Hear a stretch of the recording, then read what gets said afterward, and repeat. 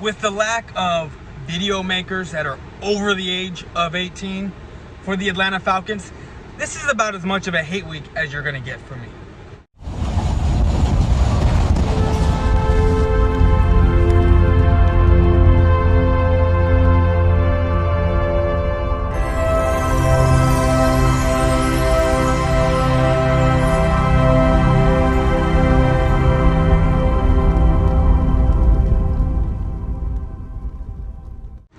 What's going on YouTube? It's your man Boys for Life coming at you with another video. Alright, so we've got the Atlanta Falcons in 2 days. Sunday, 12 o'clock. Cannot wait. I'm going to get off of work, sleep for a few hours, wake up, watch the game, go back to sleep. You already know how I do it when it's football season. But anyway, the Atlanta Falcons lost last week.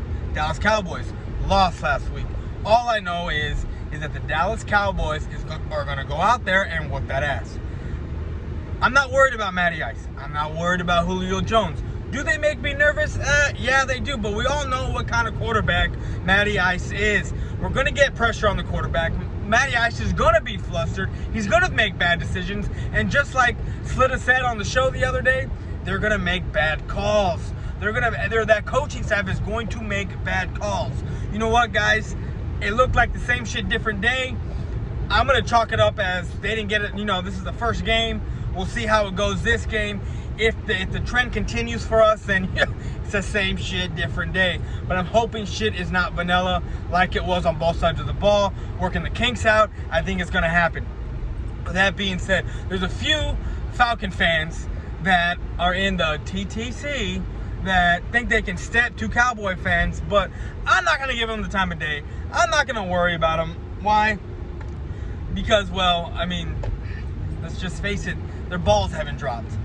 I don't understand where these boys, these little kids, think that they can come into a man's world and talk shit. I was debating on going back and forth between making a video about some of these video makers that are, let's just, like I said, don't have enough hair on the face to even get my attention to want to talk shit with these guys. So, I didn't want to come out with a video making him cry because he's probably still sleeping with his mom and dad. All these F-bombs that this one guy was dropping. It looked like he just learned to cuss the other day. I mean, it's just all around just a bad look for the Falcons if this is the best you got to offer. And when the fuck when I was getting jumped into the TTC, right? And I do air quotes because I didn't get jumped in. I had someone kind of, throw me into the fire, kind of vouch for me. Where the fuck are these guys that are coming into the TTC now getting vouched for? Who's vouching for these fuckers? I mean, I didn't know you could just cam up and start, hey, I'm in the TTC, let's start making videos. I didn't know that we could do it like that. But, to each their own, it is what it is, whatever. Anyway, the Falcons, I'm not worried about. With that trash-ass secondary that they got, watch for CeeDee Lamb to go out there and have over 75 yards receiving, maybe a touchdown. Not worried about it. That offensive line, for the Cowboys, we're going to handle it. We're going to handle that defensive line. I understand that Tyron Smith has yet to practice, and I'm hoping this is the kind of guy, and we know he is. This is the kind of guy that can miss practice and still play because he's been there for so long. He's a veteran like that. But with that being said, him having neck issues, and I'm not too worried about it. This man's always hurt. We need to address this in the draft next year. We really do, because it's about time that either he retires or we move on. Because even though he's still one of the top guys in the league, this man's always somehow getting hurt some way, holding penalties. We need to find someone younger, or at least not get rid of him, but get his replacement in, and get him primed and ready for when Tyron Smith is his time to retire. But with that being said, the Cowboys are going to go out there, and it's not going to be no competition. I'm not worried about it.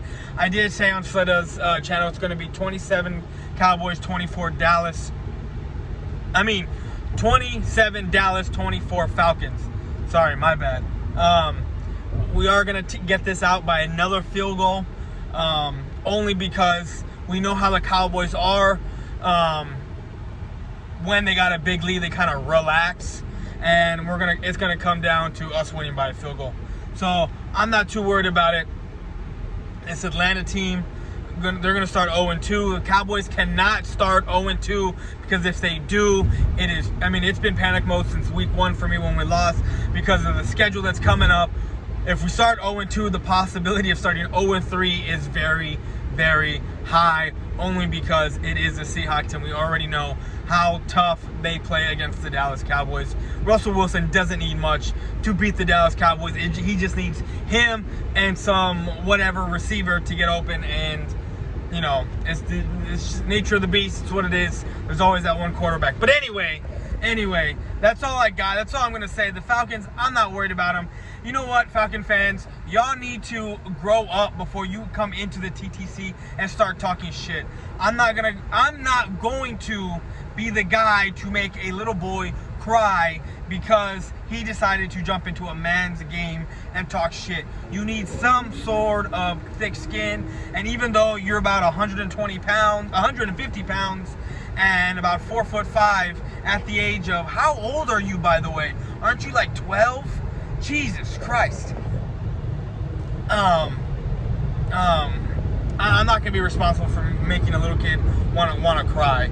All he does is say the F-bomb, and I'm not going to sit here and dignify that with any sort of video about him. So that's all I got. I'm out.